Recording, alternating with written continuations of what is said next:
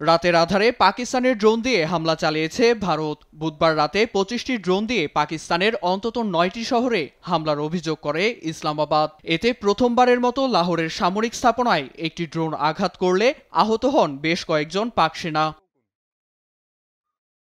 পাকিস্তানের আন্তঃনির্বাহী জনসংযোগ পরিদপ্তর আইএসপিআর জানায়, ইসরায়েলের তৈরি প্রাণঘাতী হার্পি ড্রোন দিয়ে হামলা চালিয়েছে ভারত, যার বেশিরভাগই ভূপাতিত করার দাবি করেন পাকিস্তানের সামরিক বাহিনীর মুখপাত্র লেফটেন্যান্ট জেনারেল আহমেদ শরীফ চৌধুরী। বুধবার রাতে দেশের বেশ কয়েকটি স্থানে ভারত হার্পি ড্রোন দিয়ে হামলা চালিয়েছে, যা ভারতের আগ্রাসী আচরণের আরও একটি নজির।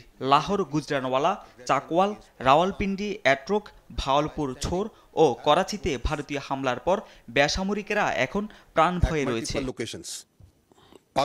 চারপাশে এখনও ছড়িয়ে আছে ড্রোনের ধ্বংসাবশেষ, যা রীতিমতো আতঙ্কের সৃষ্টি করেছে পাকিস্তানের বেসামরিকদের মাঝে।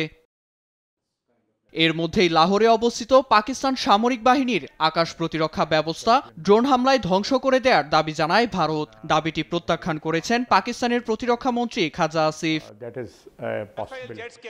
এদিকে এখন উত্তেজনা চলছে দুদেশের নিয়ন্ত্রণ রেখায়। পাকিস্তান তথ্যমন্ত্রী আয়াতুল্লাহ তারার দাবি, সেখানে পাকিস্তানি সেনাদের সাহসী প্রতিরোধে প্রাণ হারিয়েছে বেশ কিছু ভারতীয় সেনা।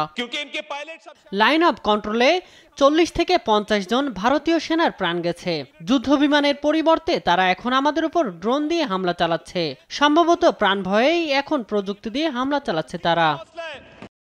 চলমান উত্তেজনার মধ্যেই পাকিস্তানের নিরাপত্তা উপদেষ্টাদের সঙ্গে যোগাযোগ করছে ভারত। এমনকি সামরিক অপারেশন পরিচালকদের মধ্যেও যোগাযোগ চলছে বলে জানান পাকিস্তানের পররাষ্ট্রমন্ত্রী ইসহাক দার।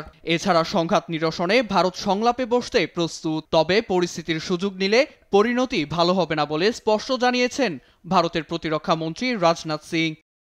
নীরব দাস, নিউজ ডেস্ক, দেশ টিভি।